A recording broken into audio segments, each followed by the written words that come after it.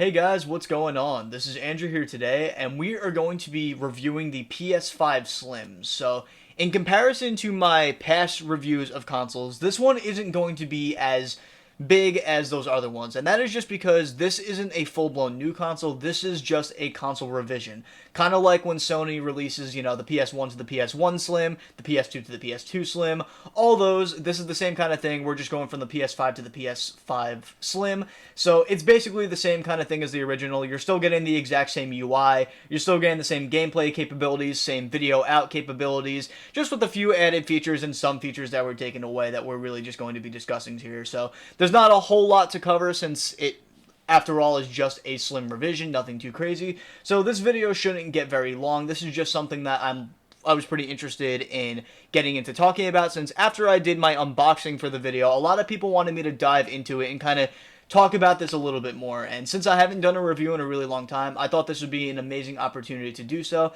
Plus, I had some motivation from a very good friend to get this going, and I am very excited to get right into this.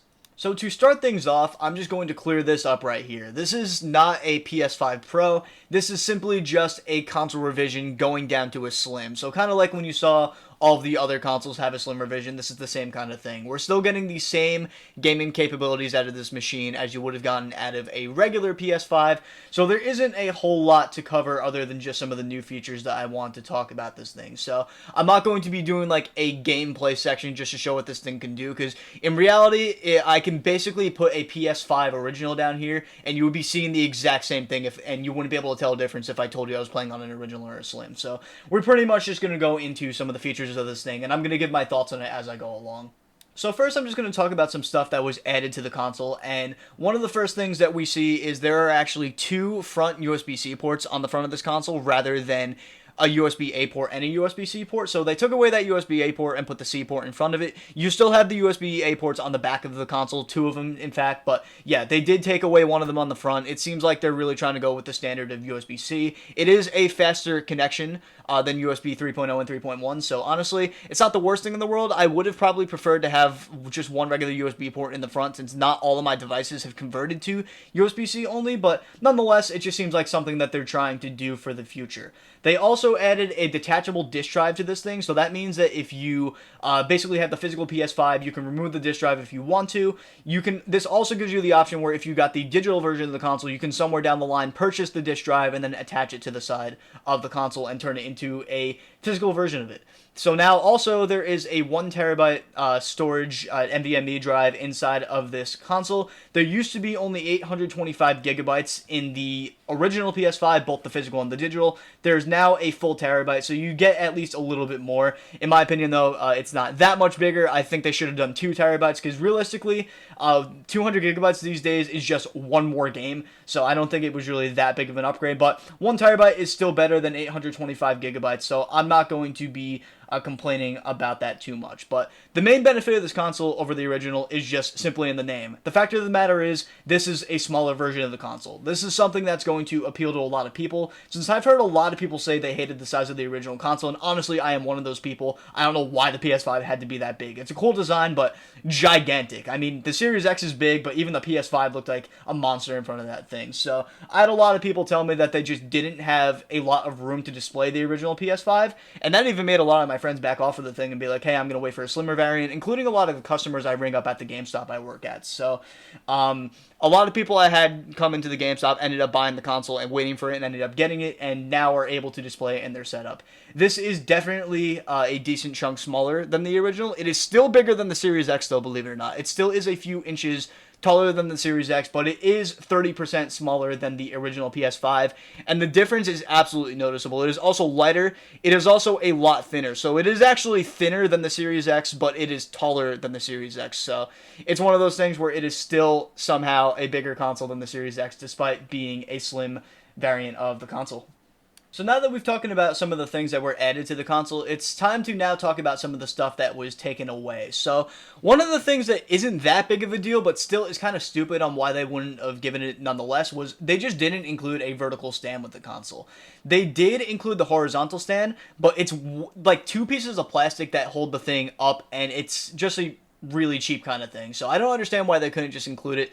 It's a dumb little piece of plastic. It wouldn't have cost them any major amount of money. So to this day, I'm a little confused on why they just didn't include it. I mean, as a GameStop employee, this is actually going to be kind of nice for me because a lot of times when customers try to trade in the PS5 and they don't have the stand, we're not allowed to take it unless they have the accessory, and they don't sell it separately. So at least now when the customers come to trade in the PS5 Slim without the stand, we don't have to be like, hey, it has to come with the console and you have to give us that. So it kind of makes my job a little bit easier, but it's still nonetheless very annoying that they wouldn't include it and are making you spend $30 if you want it. I personally am not using the vertical stand. I have it just standing vertically without the stand, and it seems to be stable. It doesn't knock over. I barely even touch the thing, so it's just going to stay right where it is. If I feel like down the line I want it and I can find it cheap, then I'll just go for it then. But for now, I don't really need to see the reason for me to do it like that. So another feature that was taken away that I kind of also added in the added feature section was the USB-A port on the front of the console was replaced with a USB-C port. So this isn't really a big deal.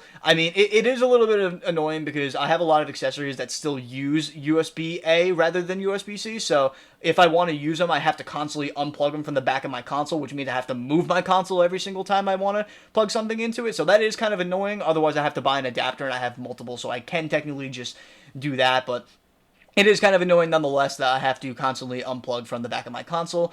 It doesn't make sense to me because I feel like even though USB-C is starting to become the standard, it's not enough to where I feel like it should be replaced on something like a gaming console. On a PC, maybe to some extent, but on a gaming console right now, most accessories are still doing USB-A out, so it is going to be kind of annoying to keep constantly plugging it into the back and unplugging it from there. Like I said, it's not like a major deal, but it's just one of those things that I kind of thought to myself, why? On the original PS5, you had a USB-A on the front and a USB-C on the front. They just completely took away the USB-A, and now there's two USB-Cs. So, like I said, not a big deal, but just something that I felt was annoying enough for me to mention. So one topic that I believe needed its own section in this video was the newest feature of both the PS5 and the PS5 Digital Edition variants, and that is the removable disk drive, or in terms of the digital version, being able to add a disk drive to it. So where it comes bundled in with the physical model, since it's the physical PS5, you now have the option to purchase it separately if you were getting the digital model first, but are looking to somewhere down the line maybe add a drive to it. The fact of the matter is, although this is an interesting feature, the execution itself is out of the ordinary. Rather than the console supporting the drive out of the box, you're required to connect to the internet to download the necessary files for the drive. And not only that, but it needs to be registered to the console, and in order to use it on other PS5 consoles, you have to unregister it from yours first.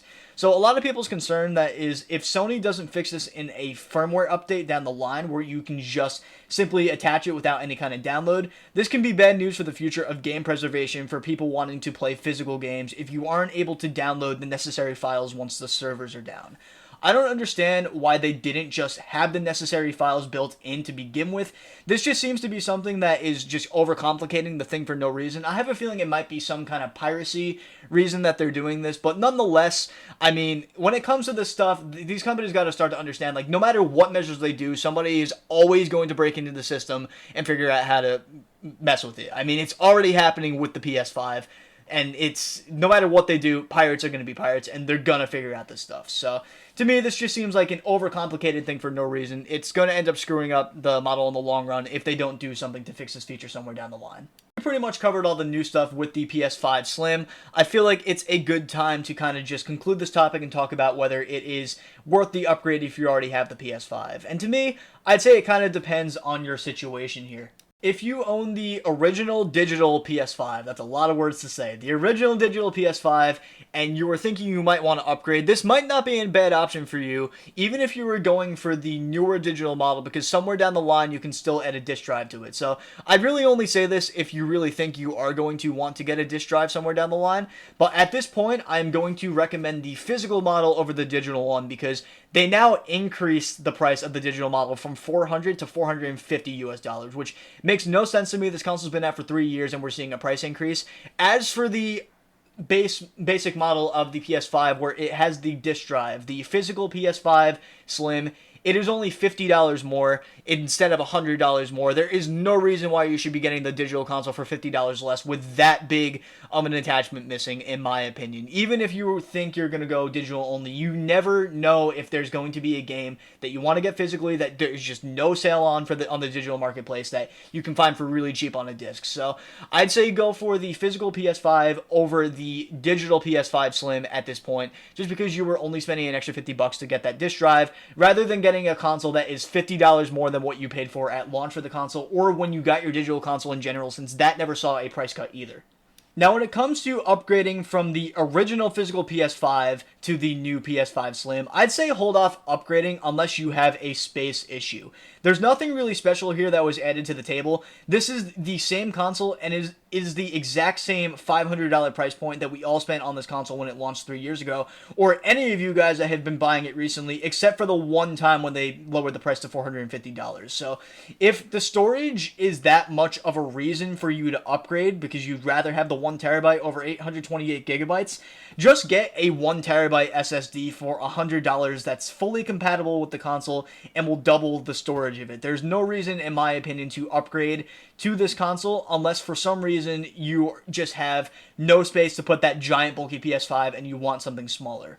The only reason that I bought this one when I had the other one is because I gave my friend my original PS5 in exchange for her digital so that she can have the option for the disc drive, and I'm going to sell one of my digitals and basically put it towards what I spent on this physical PS5 Slim here. Otherwise, I probably would have avoided this console altogether, because to me, this really isn't that big of an upgrade if you already own the original PS5. The last thing I'm going to cover is which model of the console should you buy in terms of the original versus the Slim, and that is because they are selling both of them during the holidays at most major retailers, and honestly, I'm going to say go for the Slim. The idea that you can get the digital console and eventually turn it into a disc-based console down the line is pretty cool, and it appeals to those gamers who may not care about physical media initially, but then regret not buying the physical console down the line, like many people that I knew personally, including my friend that I ended up trading consoles with.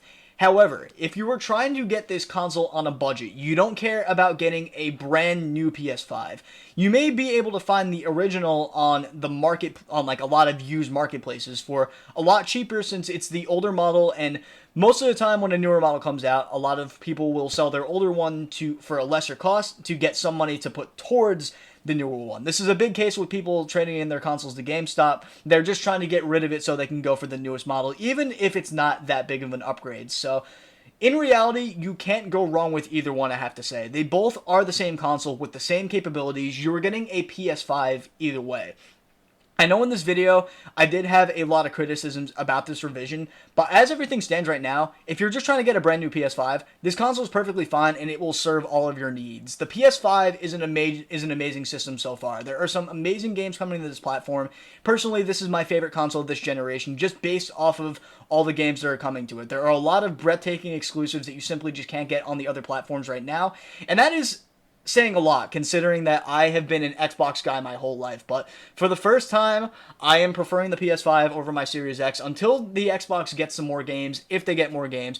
This is the console to go for, so even though I had my criticisms with the revision of the console, the fact of the matter is, this is an absolutely breathtaking, amazing console, and if you were going to be getting a PS5, this is probably the best time to do so, since there are still a lot of games coming out, and there are going to be a ton more games coming out, and there already is a giant library of stuff that you have to choose from. The PS5 is 3 years old now. There is a lot of stuff that's on the table here that you can go for. Plus, you can play all of the old PS4 games, and the PlayStation Plus premium service is just an absolute godsend. It is so much better than it was when it first came around. It's arguably just as good as Game Pass to me, in my opinion. So anyway, guys, that's my thought on the PS5 Slim. I hope you enjoyed my take. I know I may have been negative in certain ways, but I have to say at the end of the day, I love my PS5. This is an amazing console, and despite some of the downsides, it is really cool, and there are just some amazing games coming here. So I hope to see you all in my next video. Thank you for watching so much.